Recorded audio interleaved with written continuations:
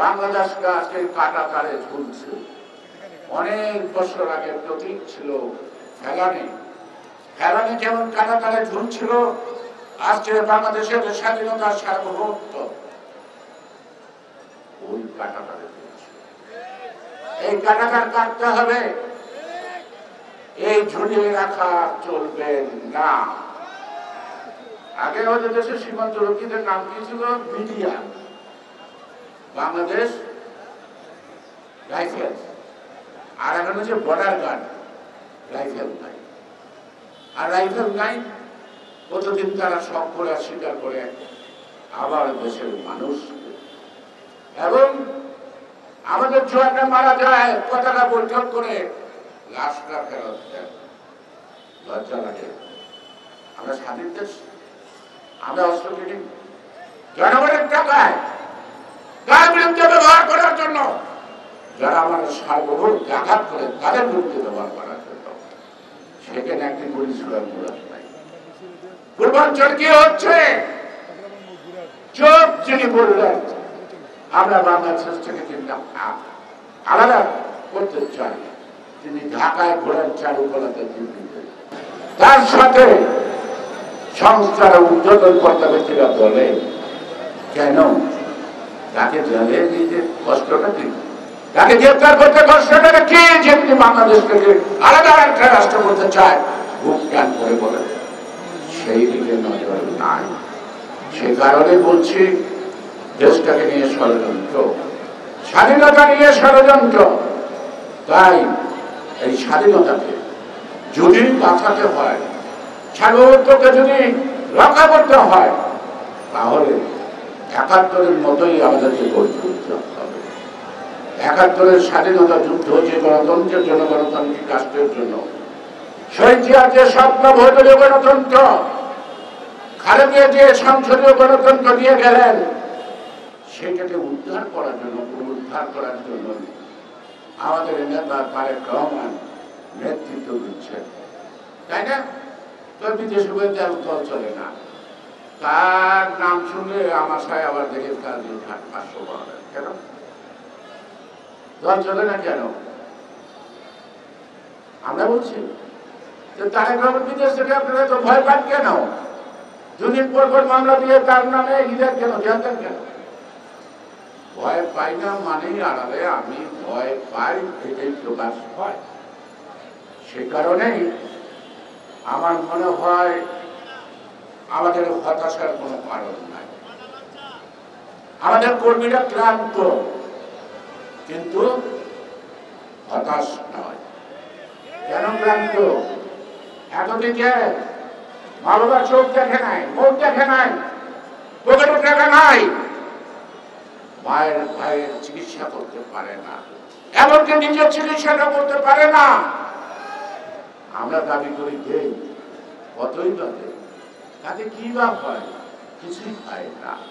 তারপরে যারা বুক টান করে জেল জুলুম অত্যাচার নির্যাতনকে সহ্য করে এখনো বুক টান করে দাঁড়িয়ে আছে স্বাধীনতা রক্ষার, এই স্বাধীনতা কেড়ে নেওয়ার ক্ষমতা প্রতিবেশীদের নাই, কারো নাই।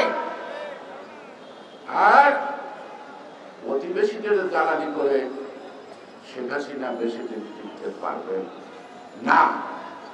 তবে যারা নাকি অন্যায়ভাবে বেশি দিন ক্ষমতায় থাকে, তাদের পরিণতিটা কি বিভিন্ন দেশের ইতিহাসটা বলে, তাহলে বুঝবেন যত জুলুম, যত লুটপাট, যত টাকা চুরি করছেন আপনার সাংগঠনিক দিয়ে, আর ক্ষমতাচ্যুতির পরে শাস্তিতেও কিন্তু আকাশ চুরি। ক্ষমা চাইবেন, সুযোগ পাবেন না। ক্ষমা চাওয়ারও তো সময় লাগে, পাবেন না। বিএনপির বিরুদ্ধে মামলা এখন কেন? দুর্নীতি দমন কমিশন গতকালকে ভূমিষ্ঠ হয়েছে, 2 মাস আগে ভূমিষ্ঠ হয়েছে দুর্নীতি দমন কমিশন। তাদেরকে চিঠি দেওয়ার পরে নানা দিক থেকে তখন একটা নোটিশ হলো, বলুন না আমরা বাইচে আছি, মরি নাই নাকি? ব্যারিস্টার সুমন তিনি কে? তিনি কে? তিনি চিঠি দিলেন, তারপরে আপনারা একটু কান্না নাচাড়া করলেন। শেখ হাসিনা চুরি করছে খবর আগে ছিল না? লোকে বলে সুমনকে নাকি চিঠি দেওয়াচ্ছে শেখ হাসিনা। আমি কি বাবা কেন দেওয়াই গো?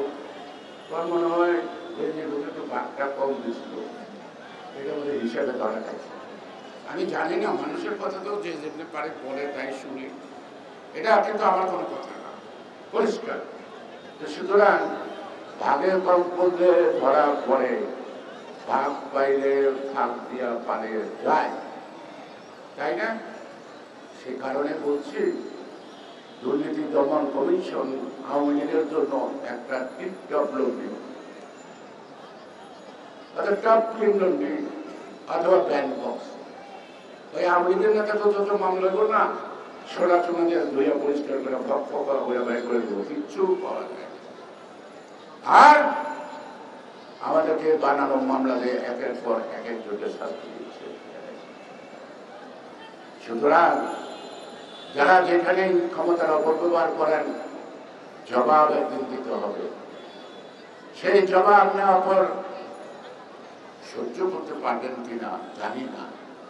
সে কারণে প্রধানমন্ত্রী সহ আজকে পুলিশের ঊর্ধ্বতন কর্মকর্তা যারাই যতটুকু আমাদের সাথে আচরণ করেন, ক্ষমতা না থাকলে তার 10 ভাগের 1 ভাগ আচরণ যদি আপনাদের বিরুদ্ধে করি, তা সহ্য করতে পারবেন, তা বহন করতে পারবেন? যদি না পারেন, যা নিজে বহন করতে পারবেন না, অন্যকে সেই আঘাতটা করবেন না। এই পথটা অবলম্বন করুন। কারণ সীমা লঙ্ঘনকারীকে আল্লাহ তাআলা পছন্দ করে না। Access of anything is bad, এটা মহামনীষীদের কথা, আমার কথা নাই।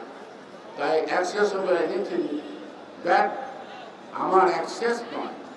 আপনাদের জানা, আমার জানা অনেক কথা আজকে থেকে গেল অজ্ঞাত, প্রকাশ বা করলাম না, মিছিলটা পরিবেশন করতে হবে। এবং আমরা খুব শীঘ্রই আমরা কিন্তু আমাদের বিজয়ের পতাকা উড়াবো। বাংলাদেশ থেকে বাংলাদেশের বিরুদ্ধে যারা আছে তাদেরকে যথাযোগ্যভাবে শাস্তি দেওয়ার জন্য যথাসময়ে ব্যবস্থা হবে। সবাইকে ধন্যবাদ। বাংলাদেশ জিন্দাবাদ।